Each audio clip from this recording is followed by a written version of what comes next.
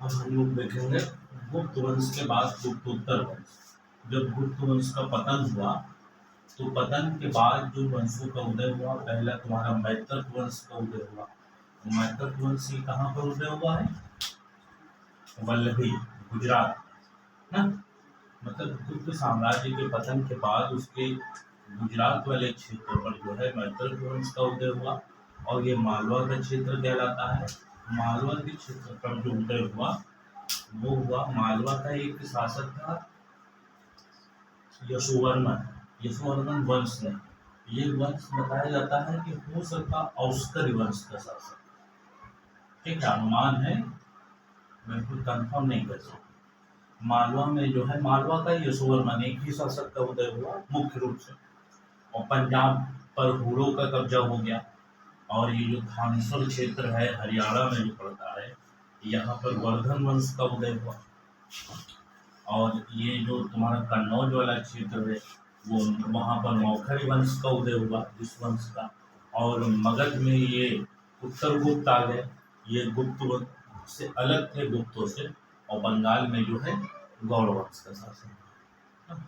तो अब एक एक देखा जाए, जैसे मैत्रक वंश के बारे में अगर हम लोग देखें तो मैत्रक वंश का उदय जो वल्लभी में हुआ, और वल्लभी गुजरात में है।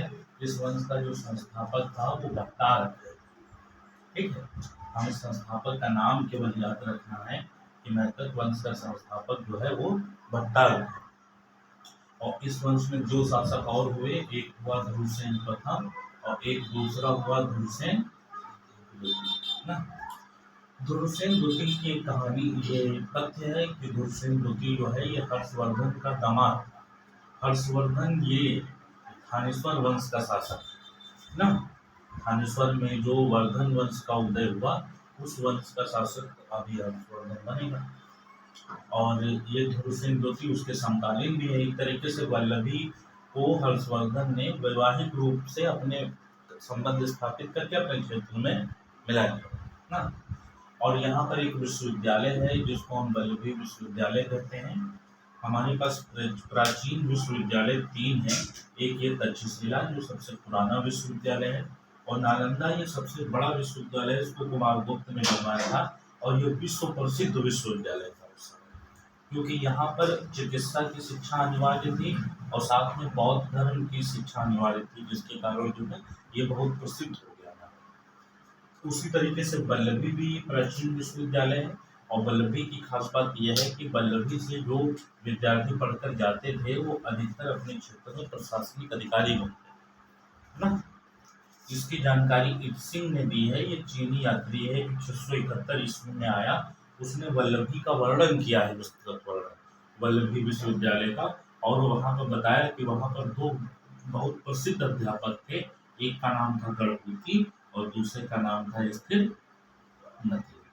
ठीक है, फिर उसके बाद अगर हम देखें मालवा में जो है यशोवर्मन वंश का उदय हुआ। मालवा ये जो क्षेत्र है यहाँ पर एक शासक जो आया उसका नाम था यशोवर्मन। उस शासक का क्या नाम है? यशोवर्मन। यशोवर्मन की जानकारी मंदसौर अभिलेख से, एक अभिलेख है उससे जानकारी मिलती है। बताया जाता है कि यशोवर्मन जो है वो एक उल्का पिंड की भांति, जैसे उल्का पिंड आकाश में एकदम से चमकता है और उसके बाद वो समाप्त हो जाता है, उसी तरीके से यशोवर्मन भी गुप्तोत्तर वंश के काल में, गुप्तोत्तर वंश के काल में उल्का पिंड की भांति चमका।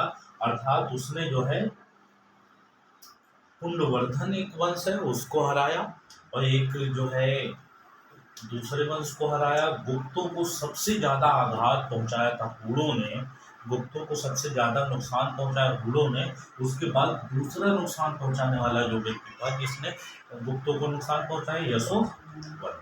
यशोवर्मन ने 2 उपाधियां धारण की, एक जैनेन्द्र की उपाधि, एक चक्रवर्ती सम्राट।